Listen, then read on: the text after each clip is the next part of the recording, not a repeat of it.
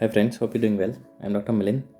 So INICET 2022 May session is done, and a lot of students who got quite decent rank but were not able to, but are thinking that they might not be able to get the seat that they want. Some students they did not get the rank they expected. So a lot of students are now gearing up for the November session, and yes, it's a very good opportunity, and we have a good enough time. So before we start all the planning and schedules, there are few things that we should know before getting started to prepare. So in this video, I'm going to discuss few things and frequently asked questions regarding INICT. So let's begin our today's discussion. So as we know, the date is fixed. So that as given on the AIMS website, it's 13th of November 2022. So that is the date that is given. So do I have adequate time? A lot of students, the most messages I received about is about the time, that as we have approximately 5 months, so the time will be enough for that or not. So guys, it's not about the amount of time that we have, it's about how we use and utilize that time, that how we utilize every single minute in our target. Whatever we do during this period, we have to make sure that that is going to either help us or boost us for our preparation. So don't worry about that thing. Second, lot of students say, sir, it's a rat race. I mean, we are, or there are so less number of seats, and so many students are competing, and it just like you don't know how the paper will be, because May session paper was not very kind. So is it really a rat race? See, it depends on I think personal perception. Yes, definitely it's a rat race. But if it's a rat race, then why everyone is running behind it?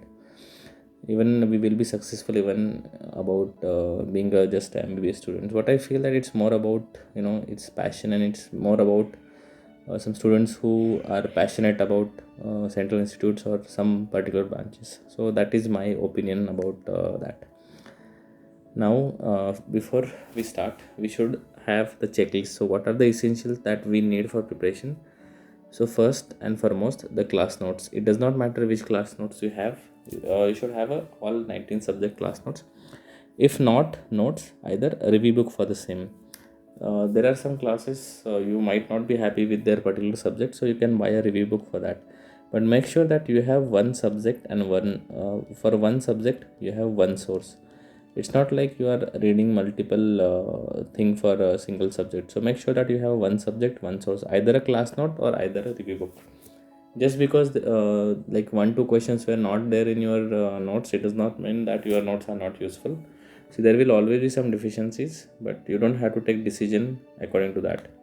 Second, MCQ book or bank. So a lot of apps they have a Q banks, so that is also will be suffice. But if you can have a MCQ book, that is also acceptable. Now previous year MCQs, particularly for institute exams, previous year MCQs are very important, and there are filters provided in some applications which give you a previous year MCQs, or you can have a physical books as well. So here we have some options for INI. We have INI Essence. So this book is by Dr. Pritesh Singh, and it's a quite good book. Yes, it's a lengthy and the explanations are quite huge, but those are required. A lot of students say, sir, explanations are huge. I mean, do we need to read? Yes, because sometimes the questions might not be repeated, but the topics might get repeated. So it's very important to know everything around that topic. So that is why it's a very good option. For whenever we are solving PYQs, we have to at least target last 5 year. So earlier there were different JIPMER and aims for different exams. So you can get JIPMER questions from a book, a very beautiful book by Dr. T. Arun Babu. So that is also a beautiful book for JIPMER. Also, particularly our DAMS used to release a lot of small booklets about these AIM sessions, answer and question and answers and explanations. So that also you can refer. Test series, yes, test series. I mean GTs. So if you have subscribed to any app, you will already be having these GTs. If not, then you can buy just a test series. My goal is to at least give 2 to 3 GTs a month, not more than that. So that is what you should plan, and I'll tell you later in subsequent videos that how we are going to plan. One important source is USMLE First Aid Step 1. So I can never stop emphasizing on the importance of this book for particularly for INI. just to make a point that this is not a substitute. A lot of students use it as a substitute to a different subjects. What I always say that it's rather a supplement. This is something like, like whenever we have a food, we take like, pickle or something or a sweet dish. So this is something like that. What your target should be to read at least like 5 to 7 pages a day, not more than that. So this book is actually a very, there are high yield points, the concepts are nicely clear, there are a lot of mnemonics, and for institute exams this is a very good book for revision as well. So a lot of questions and a lot of answers you can answer from this book. So this is something that you should add to your checklist. So these are the things that you should have. Beyond this, nothing is required, and this will be sufficient for your preparation. Some students say, sir, I have done classes previously, should I go for test and discussion? So I will discuss a few pros and cons. So what are the pros? That it helps for discipline. It's very difficult to get back to study table again because you have been studying for so long. Again, getting a discipline is tough. So test and discussion helps in that, and it also helps you to set a target. For example, if you have some test next week, so you can plan to finish the subject in a time, so that it helps in that. Also, it helps you to get in touch with the updates because there are a lot of new things that are introduced, and they are like related to the potential MCQs.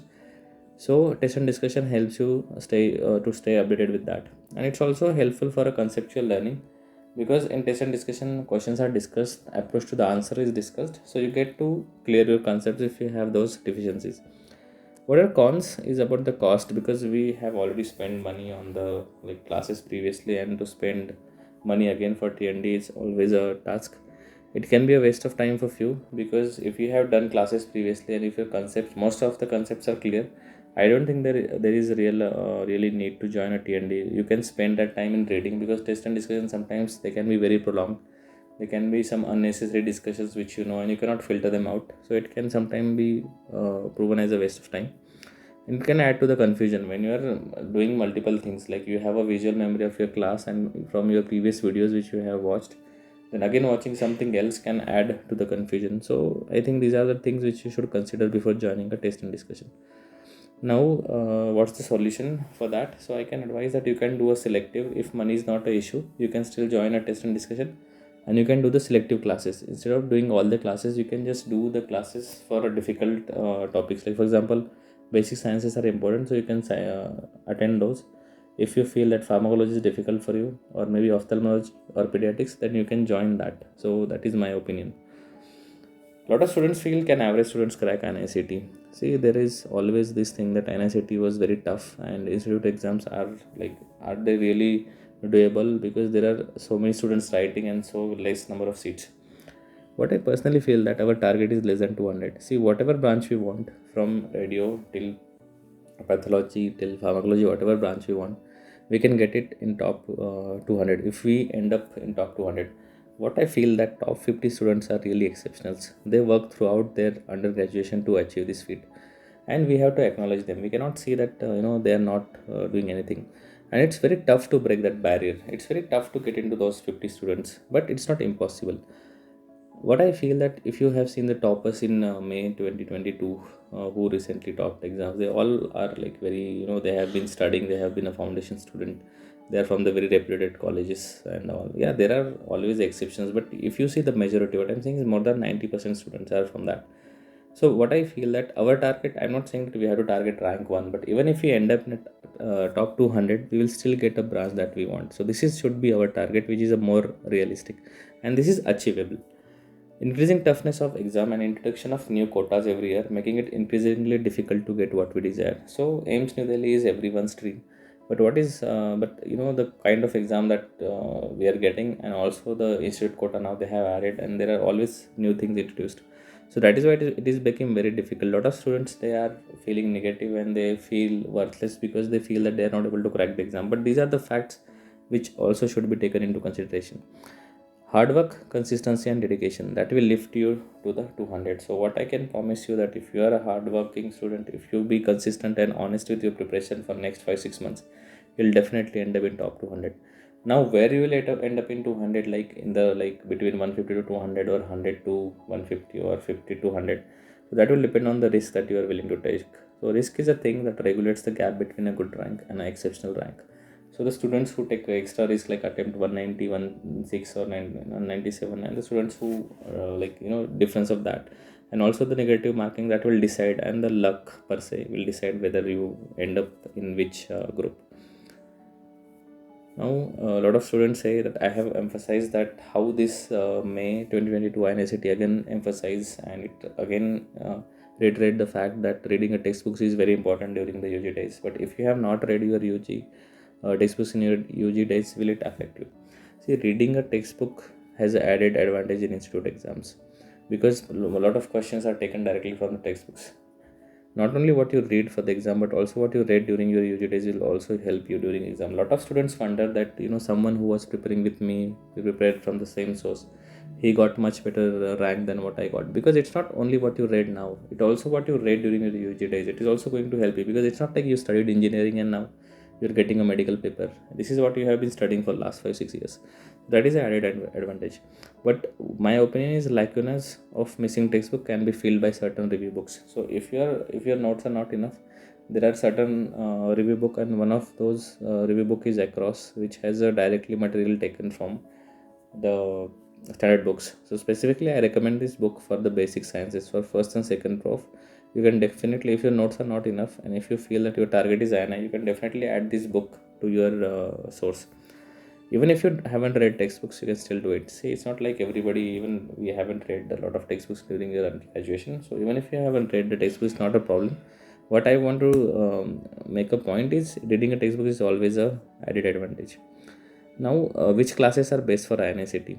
Now, there are a lot of classes available, lot of marketing is going on. So what should be our idea? I feel no matter which class, if you see the success rate is less than 5%. So this is also to the fact that number of seats are very, very less.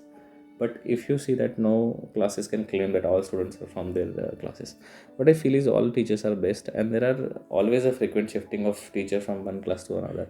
So that always happens. So what are the things that you should make sure while selecting a class? So I feel the classes which provide a concise material. So I have seen a lot of students have complained to me, and I have received these opinions that there is a particular class which has a huge notes which are very difficult to revise, and I think most of you are aware of that. Also look for the classes which give a authentic QBank and answers. There are apps which give a lot of wrong answers and you keep running behind that. So don't go for that. A class which provide a free access and easy access to faculty where you can clear your doubts, and which are economical, because there are so many money you have invested. So I feel the classes which have a most economical and I think very efficient fees, you can also select that. Lot of students say that, sir, I have already done a classes, so my rank was not good, should I change my source?